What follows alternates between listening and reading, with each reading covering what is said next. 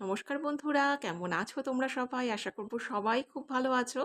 চলো তোমাদের সাথে আজকে একদম সহজ প্রসেসে আমি কি করে চিকেন রান্না করি সেটাই তোমাদের সাথে শেয়ার করি। আমি রান্না করতে ভালোবাসি, তবে রান্নাটা যদি সহজ প্রসেসে হয় সেটা আমার বেশি ভালো লাগে। প্রথমে তেল গরম করে দিলাম, তার মধ্যে তেজপাতা, দারচিনি আর লবঙ্গ দিয়ে দিলাম। একটু ফ্রাই করলাম, গন্ধটা যখন ভালো হয়ে আসলো মানে একদম সুগন্ধ বেরোলো, এর মধ্যে চিকেন দিয়ে দিলাম, আলু দিয়ে দিলাম, পেঁয়াজ, আদা, রসুন সমস্ত কিছু দিয়ে দিলাম। আর লবণ হলুদ তো আছেই, ওটা তো দিতেই হবে মাস্ট।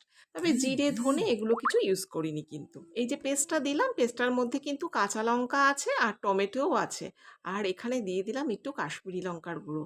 আর দেখবে খাবার একটু লালচে লালচে না হলে ভালো লাগে, হয়তো হেলদি হয় না, তবুও একটু লালচে হলে দেখতে ভালো লাগে। যদিও আমার বাড়িতে সব সময় লালচে আমি রান্না করি না, তো আজকে ইচ্ছে করলো।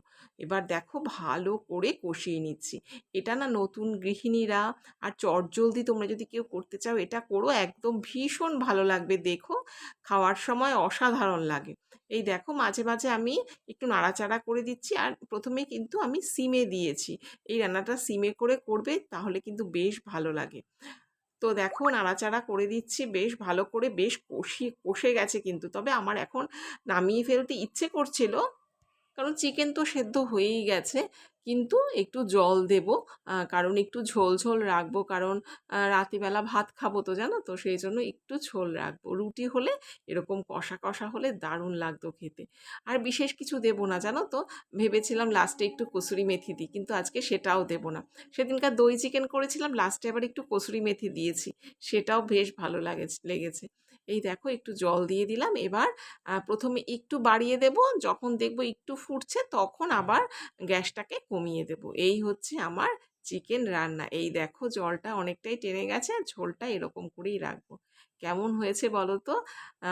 জানি তোমরা অনেকেই অনেক ভালো রান্না করো, তো আমার রান্নাটা একটু একবার করে দেখো।